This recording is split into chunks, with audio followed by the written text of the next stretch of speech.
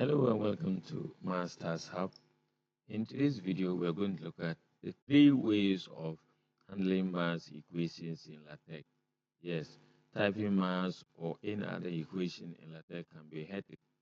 I learned it the hard way, and here I am to help you get it easy in LaTeX with your mass equation.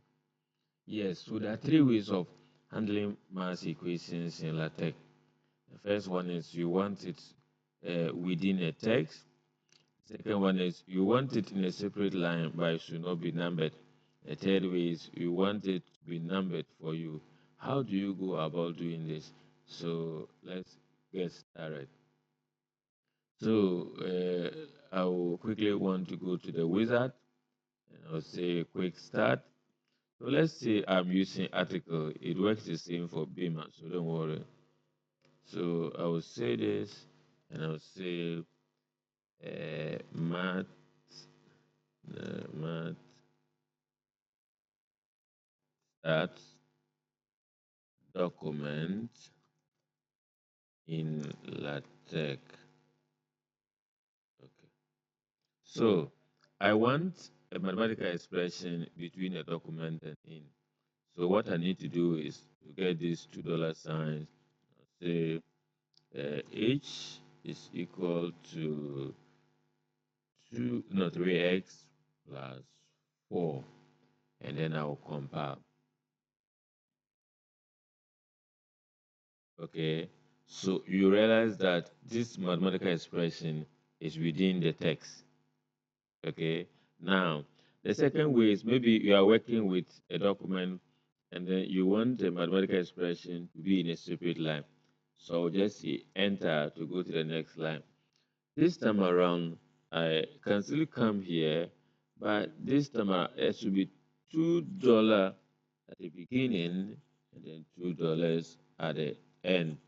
This will make sure that my equation goes to a next line. So y equal to, let me use these ones, alpha beta plus 4 tau this, now compile. Okay, so you see that that's in a different line. But notice that this person has not been numbered, or equation has not been numbered. The other equation too has not been numbered, even though it's in a separate line. So you see that even if I add text here, that maths is very interesting. Okay, so what about the spelling mistakes? I'll say compile.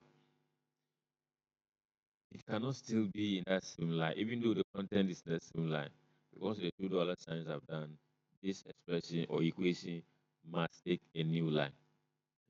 Now, I want to type expression where my equation will be numbered. So here I will not be using dollar signs. What will I be using? So say begin, and then I'll press enter. Now what do I want to begin? I want to begin an equation. So automatically it will come, I'll select it. Now I have G equal to 4x raised to the power 4 minus 3x plus this. Okay, and then I compile. You see that this equation has been numbered. Okay, what made it to be numbered is the beginning equation, the end equation, and you see that here we don't need a dollar sign. Okay, so let me just add another equation that will give us equation 2. So begin, I'll pick this, and I'll say what equation, I'll pick that. I always press enter to pick it. Okay, so I have y equal to ax.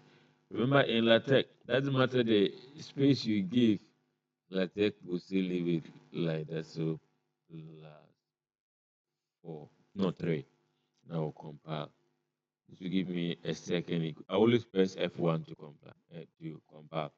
So you see that in LaTeX, equations are not, I mean, spaces you leave are not captured. There are ways in which these spaces can be done if you want this way. But if you do it like this, still LaTeX will not recognize them. Okay. So these are the three ways by which you can handle or type math expression. One, when you want it within the text, you bring only what do you call it, $1 signs.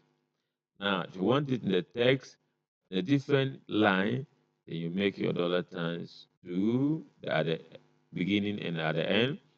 If you want your equations numbered, then you have to do begin equation, end equation, then you type whatever you want over there. In that particular case, your equations will be numbered.